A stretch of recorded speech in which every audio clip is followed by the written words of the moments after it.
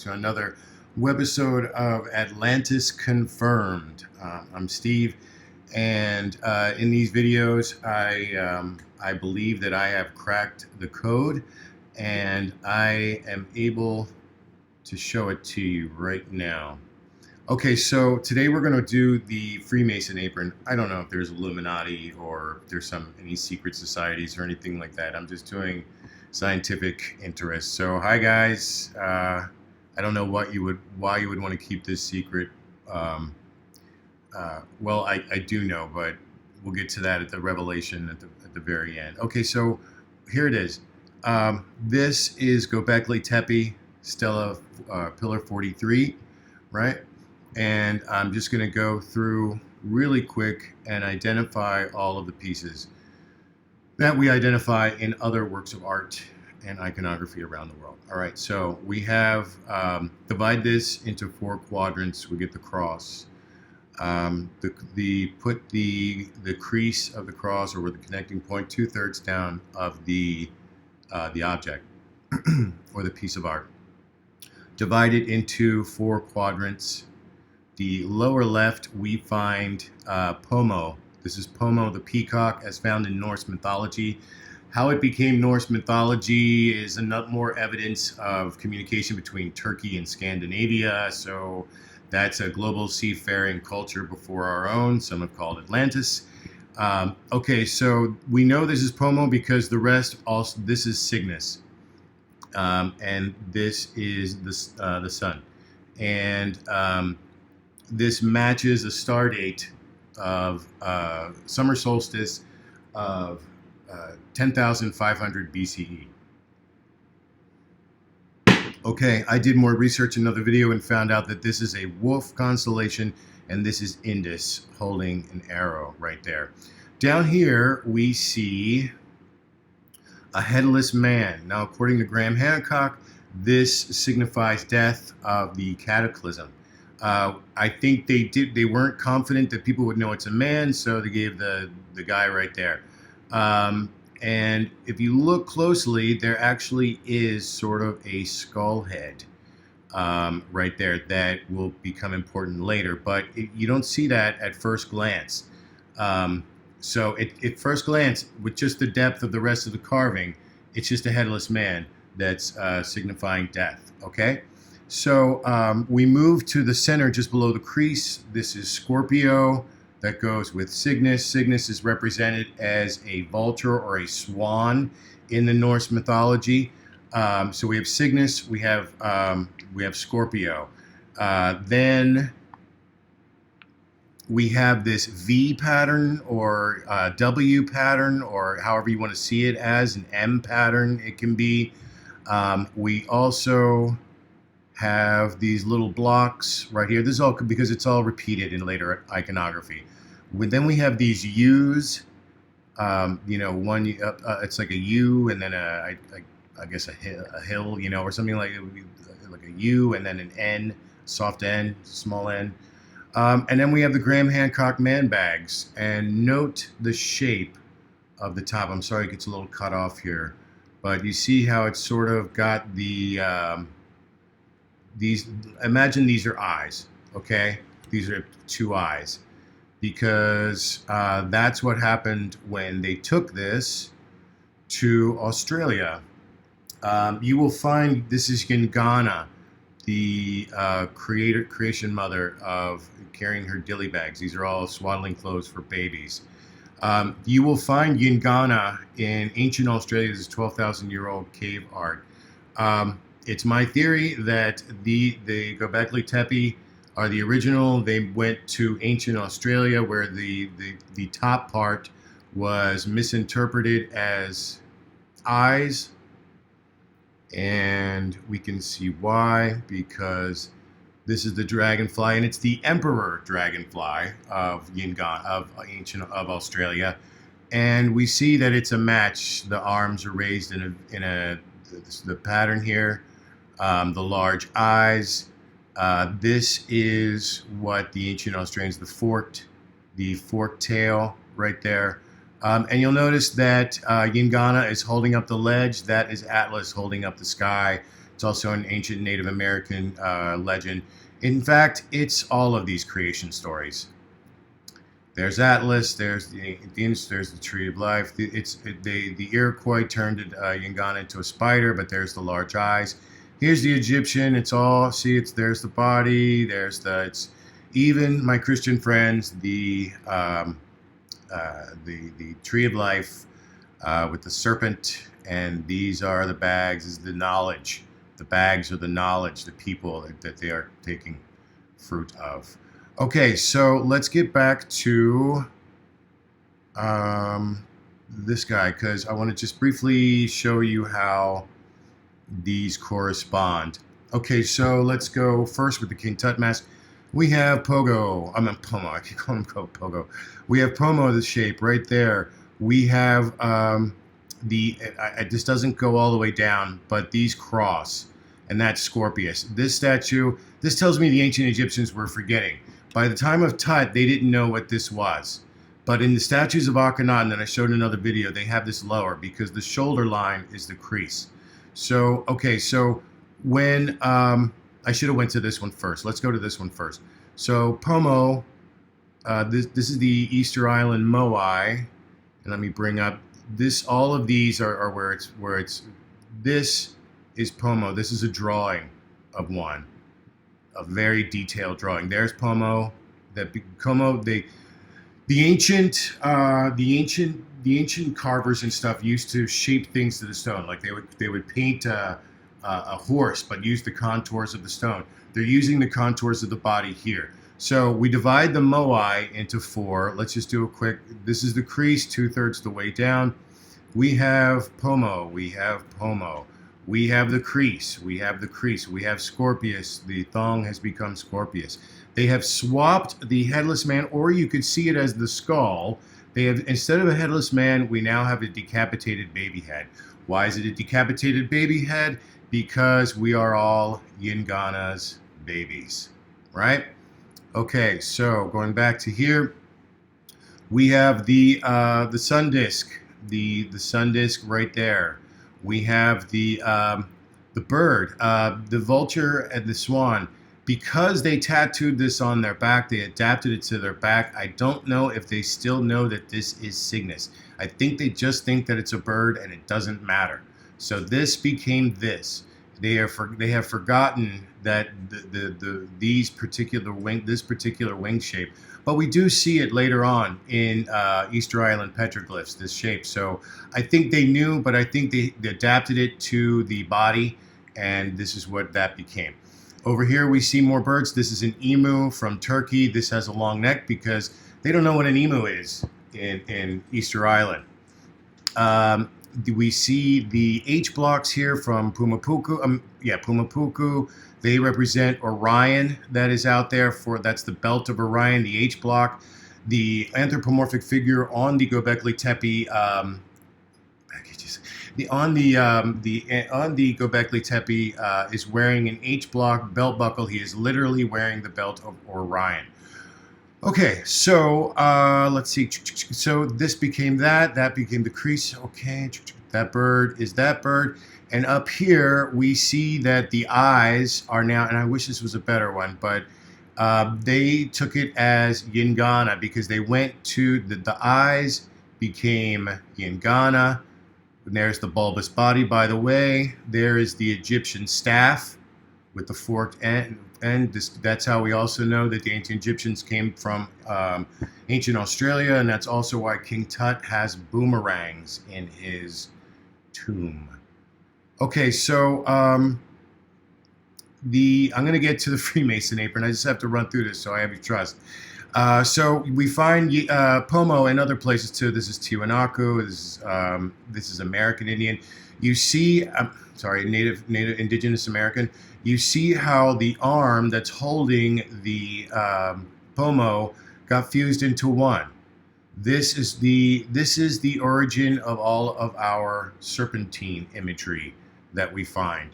That and another thing that I'll get to at the Revelation, but this it's the feathered serpent, and it's the combination of the arm. All right, so let's get back to here. This is okay. I think I've identified. This is all Yingana up here. This is the nub. That was the pharaonic beard. This bird has been moved over to the center, and the M that we find there has now become the bird. This center axis, move the circle up to the top as the bird head, spread the bird's wings, intertwine the bird's necks, and you have the caduceus. That's where that came from. Okay, so moving on. So basically that pattern, and you're going to have to go back because I don't have time to go through every single one, right? Every single example right now. But I showed it in each example where, like, this is Pomo, this is the head. This is where they cross is Scorpius. The pharaonic beard is the nub because they've made their whole head a Yingana. The Yingana at the top match the Yingana at the top. There were two here. The Rapa Nui mistook this for a bird. It became Maki Maki. That's why we have Maki Maki right there. The Egyptians mistook this for a cobra. That's why we have a cobra right there. So, but again, 1 and 2, and we have Picasso. And then the Ben stone, it was another Yingana, and her little baby Yingana is giving life to the Egyptians. There's the Pomo right there. They are forgetting. They're not. I don't know if they're forgetting or they're adapting because of their own culture or they're hiding it. But the basic shape is there. I also showed it on Pakal. Oh, look what we have right into Pakal's mouth. It's a Gobekli Tepe stela. Here is Pomo. The Maori actually tattoo this on their lower lip, and they have no idea why, but it's because it is Scorpius right there. It's the crisscross pattern right there. That is what became on their lip. Over here and right down here, we see the baby head. So I'm not going to go back through everything. Go watch the videos. Let's get to the Freemason apron. This is the Freemason apron. If you're familiar with my work, some things should already start jumping out at you. Look at the symmetry, okay? We do with this to what we always do. We take the image, we divide it into 4 quadrants or a cross. We go 2/3 down. This is the crease, okay? Let me show you on this again. That is the crease, okay? So if we divide this into 4 quadrants, so the left here, that's Pomo. We should find a Pomo. And look, bottom left quadrant. Looks like they put a cross on top of it. I don't know if this is sort of like St. Patrick, defeating the serpents. Because again, remember, it became a serpent. It became hey, cut it out. It became the serpent arms, okay? Here we go. It became the serpent. Cat butt out of the shot. There's okay, so there's Pomo. Here, okay, divided into 4 quadrants, lower right, and we have the face. See the face? So here we have Pomo, who they think is a serpent incorrectly. I think they put a cross on it because they're saying Christianity has conquered, something like that. But Christianity itself is Yingana. It's the same form. It's just another adaptation of it. It's all the same. There's the face, so we have another match. We have and I'm going to go with the drawing, actually, because it's clear. There we go. There's the face. There's the Pomo. There's the face. Let's go back to the Freemason apron. As we move up, the crease, I'm pretty, it's pretty obvious that the eye right there is the Eye of Providence, is the sun disk in the center. Here we have the bird with the arms raised. Hi, Scott Walter. Love your work. Here is the bird with the arms raised. It's in the exact same place above the crease. Here we have the other birds. We have our M. Remember I said there's an M pattern. Right in the middle above the stela there. Okay, so let's go back. That's our M pattern. Now this is hidden. They've made this the entire M, and they have hidden what is at the top. Now, the reason why this is a closed eye, okay? And you're about to open, this is all closed eye, and I'm about to open your eye. These are upside down. These are upside down. Because what happens when we flip it up? It's Yingana at the top there. And when you flip these right side up, this becomes not only the cross and all, it becomes a Gobekli Tepe stela. And I wish I had that, but this is a later one because this is actually like the Grandmaster one. So this one is telling, the whole thing. But here we have the Eye of Providence again. Let's take a look at this apron. I think this is actually the one worn by one of Lewis or Clark, who was assassinated, and they found his blood on it and other guys' blood on it. So maybe I shouldn't make this video. Okay, so here is Pomo right there. There should be a face. Oh, there it is. It's hidden in the ink. There's our guy right there. Let's see. Here we go. We have this is the bird with the arms raised into the sky. He's raising his hands in the sky, exactly like Yingana. This isn't the other birds on the other side. It's pretty obvious, I think, if this is the crease, and they've turned it into the Ark of the Covenant, then the eye is the holy seat, or mercy seat. It was called the mercy seat. That's where you could talk to God. That has something to do with the Great Revelation video that I am walking you to. They all have pieces of it. I'm not sure if everybody knows. I think that what I have discovered goes back before, like the Rapa Nui worshipped the Birdman because they thought that the Yingana was a bird face, and because they put it on their back, and the back created a spine that looked like a nose, and they changed it to Maki Maki and then worshipped it for over 1,000 years. So people make the different cultures that adapted. A lot of time went by, thousands of years, 12, 13, 14, maybe even more thousands of years went by. That I will show you in the Grand Revelation video that I really hope you stick around and wait for, because it's mind-numbing. Okay, so but we have the Ark of the Covenant here. But I think I've clearly once again shown that and here's the cross. This is Cygnus. They're crossing just like the pharaonic crook and flail.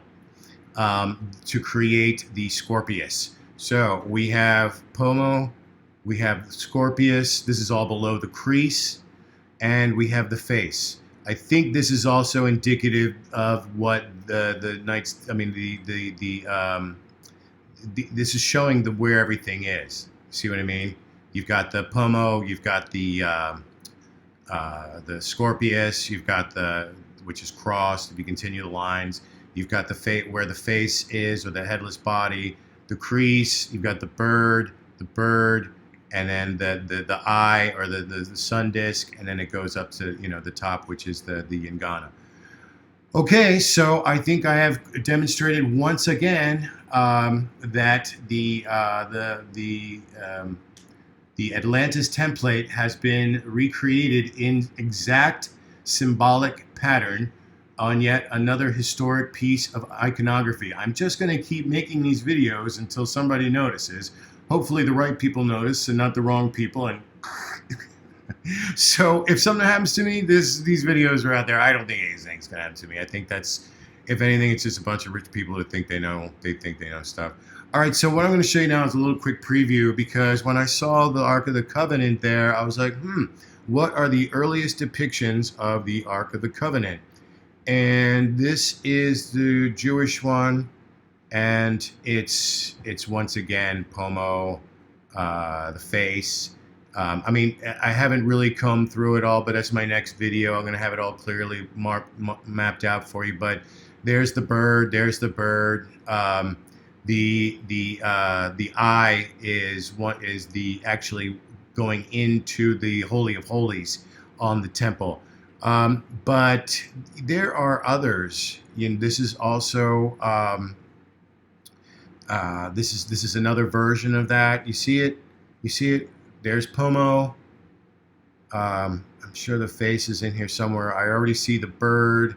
I already see Yangana at the top. This is obviously the eye. I think this is also supposed. This is within the Holy of Holies, so that would actually be the Ark of the Covenant right there. This is the other bird. I'm sure there's either a head. I guess this is the headless guy right there. He's supposed to be the headless guy. I'm sure if we zoom in enough, there's a little head. You got to zoom in on these things. I think I see another face. They really hid stuff. Or you could even just take the face of them, but it's over there. Why is there all these other coincidences? The exact pomo neck that got turned into the serpent. We've got the bird here. Everything is the same. But look at this. It goes back to ancient Egypt. The ancient Egyptians had the Ark of the Contract. It just got changed to the Ark of the Covenant. Is this the same Ark? So it's all here too. It's all here. Look, there's Pomo right there. There should be a headless man or a. Is this it? Is this our skull? Is it with the eyes right there? Is that him? And is this the Pomo? Yeah, there's the Pomo because they're the same size. See, there's Pomo. There's the headless man. This would be our crease, or is this our crease? See, they're forgetting. These should be below the crease. I'm gonna make this in my next video. Okay, so there's a little taste. This is a fun game. Go through ancient art. Go through and you pick out every one of these bits of iconography. I'm going to start cataloging all of the different symbols so that we can see what their evolution was and what they became. All right, thanks for watching. Follow me on Twitter, sfitzgeraldpdx, and subscribe, like, hit a comment. I have discovered it. I have unlocked the code. Please share this and let this knowledge, because I think there's a huge lesson. And if you saw my last video, I told you that it's getting really unnerving for me knowing what the final answer is. And I'm going to say it. Look, I just said the entire secrecy of the Freemasons. So I don't even think they know exactly what that is. So there we go. Thanks for watching, you guys. I'll see you in the next video. Peace.